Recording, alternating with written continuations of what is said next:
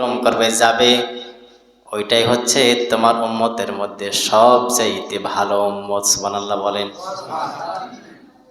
হযরত মূসা আলাইহিস সালাম ওই জায়গাতে বসলেন, দেখলেন সকাল বেলাতে যে আল্লাহর বান্দাকে একটা সন্তানকে নিয়ে যেতে দেখলাম, আবার সন্ধ্যা বেলায় ওই ব্যক্তিকে তার সন্তানকে কোলে নিয়ে যেতে দেখলাম, একই ব্যক্তি।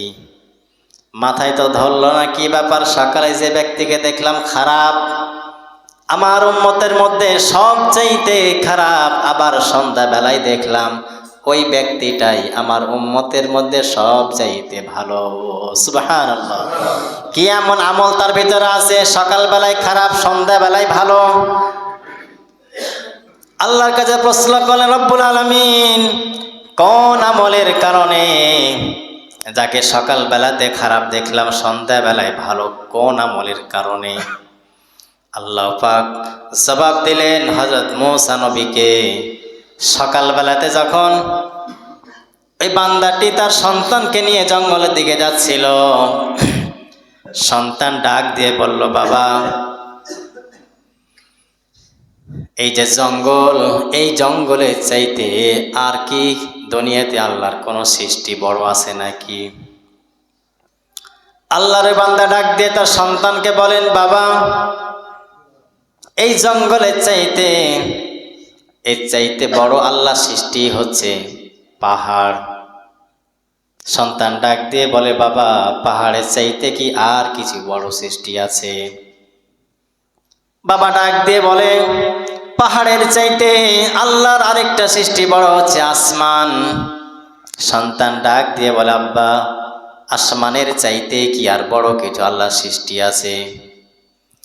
এবার পিতা হাউমাউ করে কাঁদতে লাগলো।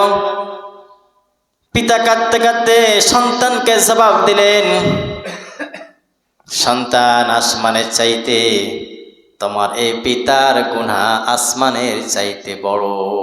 সুবহানাল্লাহ। আসমানের চাইতে বড় গুনাহ করে ফেলেছি।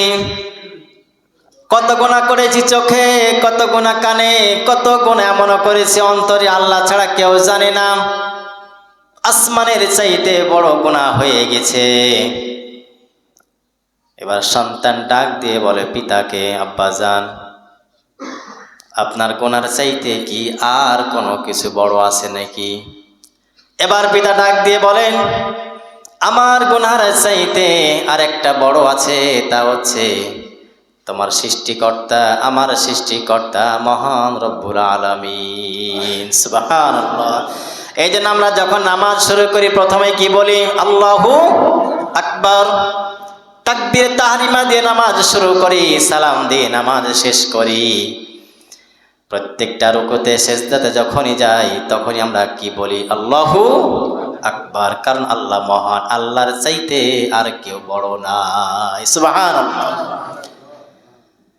আল্লাহ রাব্বুল আলামিন বললেন, মূসা, এই কথাটা বলার কারণে তার জীবনের সমস্ত গুনাহগুলি আমি আল্লাহ মাফ করে দিয়েছি। এই জন্য কেউ যদি স্বীকার করে আল্লাহ সবচাইতে বড়, আল্লাহ সবচাইতে মহান, আল্লাহর চাইতে মহান আর কেউ নাই, আল্লাহ তার সমস্ত গুনাহগুলি মাফ করে দেবেন। সুবহানাল্লাহ। এই জন্য আমি তার সমস্ত গুনাহ মাফ করে দিলাম। সকালবেলাতে তার ছিল সবচাইতে গুনাহ বেশি। সন্ধ্যাবেলায় যখন সে ফিরে আসলো, সন্তানকেই কথা বলল, আল্লাহকে স্বীকৃতি দিল, আল্লাহ তোমার চাইতে বড় আর কেউ নাই। এই জন্য আমি তার সমস্ত গুনাহগুলো মাফ করে দিয়েছি।